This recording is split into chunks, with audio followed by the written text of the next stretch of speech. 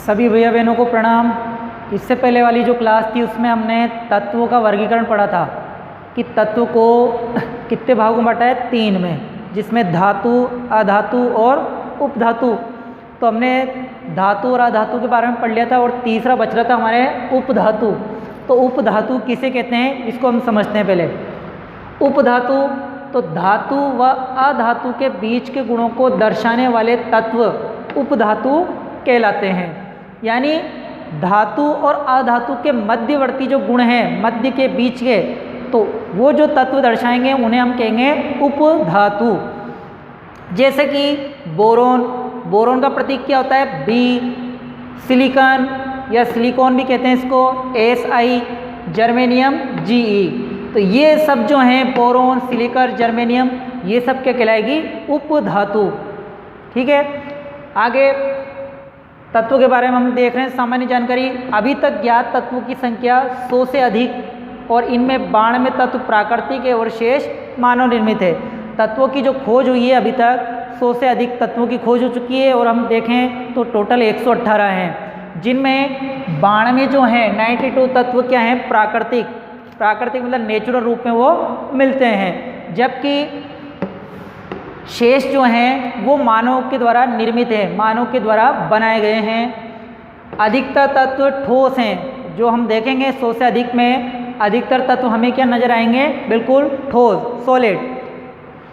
2 तत्व पारा और ब्रोमीन कमरे के तापमान पर द्रव होते हैं। 2 तत्व जिसमें पारा जिसको हम मरकरी भी कहते हैं, इसका प्रतीक होता है Hg, और ब्रोमीन क्या होती है, एक अधातु होती है जिसका प्रतीक होता है Br।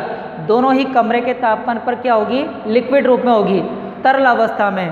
पारा आप जानते हो जो थर्मामीटर के अंदर भरा रहता है चमकीला पदार्थ, तो वो भी कमरे के तापमान पर क्या होता है, द्रव अवस्था में होता है।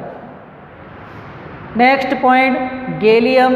गैलियम का प्रतीक होता है Ga तथा सीजियम Cg। गैलियम तथा सीजियम तत्व कमरे के तापमान, कमरे का जो तापमान होता है वो 303 केल्विन। देखो केल्विन में दिया है, चाहे हम तो इसको डिग्री सेल्सियस में भी चेंज कर सकते हैं, इसमें से -273 घटाकर, तो वो डिग्री सेल्सियस में आ जाएगा। तो कमरे का तापमान 303 केल्विन से कुछ अधिक तापमान पर द्रव अवस्था ले लेते हैं। यानी गैलियम और सीजियम ऐसे हैं कि कमरे के तापमान से जैसे ही कुछ तापमान अधिक होगा तो वो किस रूप में आ जाएंगे, द्रव अवस्था में। यानी हम कह सकते हैं कि अगर हम हथेली पर रख लें गैलियम और सीजियम तत्व को, हमारी हथेली पर रखेंगे तो वो क्या हो जाएगा, पिघल जाएगा, पिघल कर लिक्विड रूप में आ जाएगा, क्योंकि हमारे मानव शरीर का तापमान होता है 37 डिग्री सेल्सियस। तो ये हमने तत्व के बारे में अध्ययन किया। नेक्स्ट टॉपिक है हमारे यौगिक यानी कंपाउंड।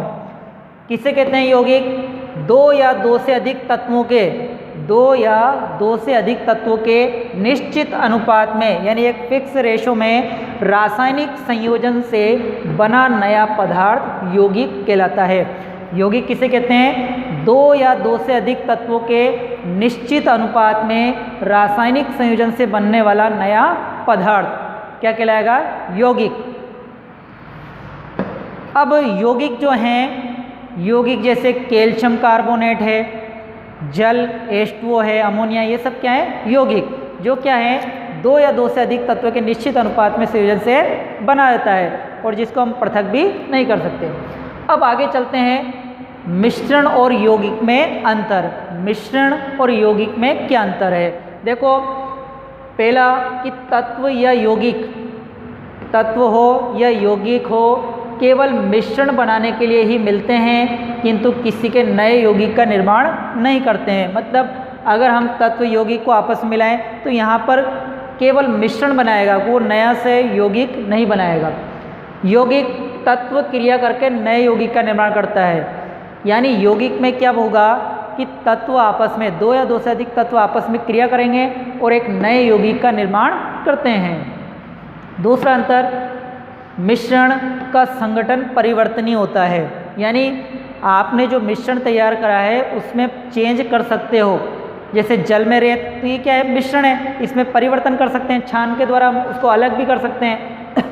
यौगिक नए पदार्थ का संगठन सदैव स्थायी होता है। यानी अगर यौगिक बन गया है, नया पदार्थ बन गया है, तो उसमें कोई परिवर्तन नहीं कर सकते। यानी ये क्या है, अपरिवर्तनीय यानी स्थायी है।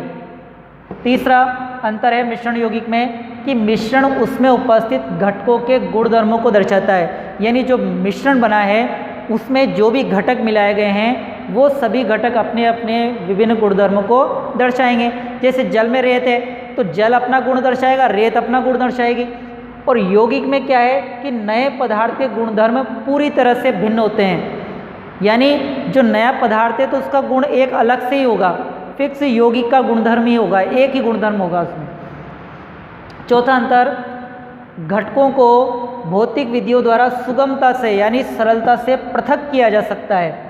यानी मिश्रण जो बनाया है आपने उसके घटकों को हम भौतिक विधियों द्वारा, साधारण विधियों के द्वारा हम अलग कर सकते हैं, जैसे छानन है आदि है।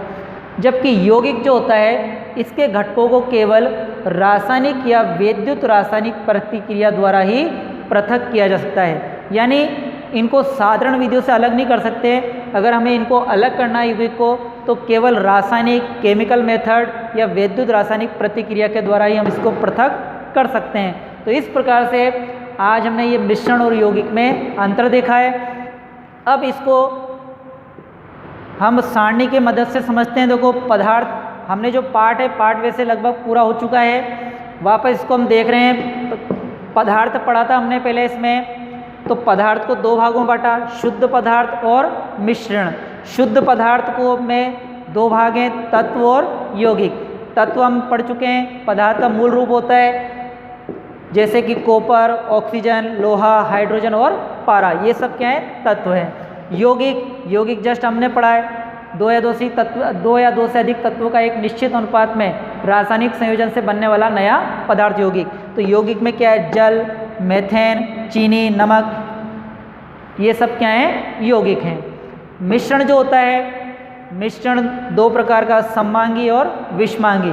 सममांगी मतलब समान संगठन, इसमें सभी पदार्थ समान रूप से आपस में मिले होते हैं, यानी आप पहचान नहीं सकते कि कौन सा पदार्थ मिला हुआ है। और विषमांगी का संगठन कैसा होता है, असमान।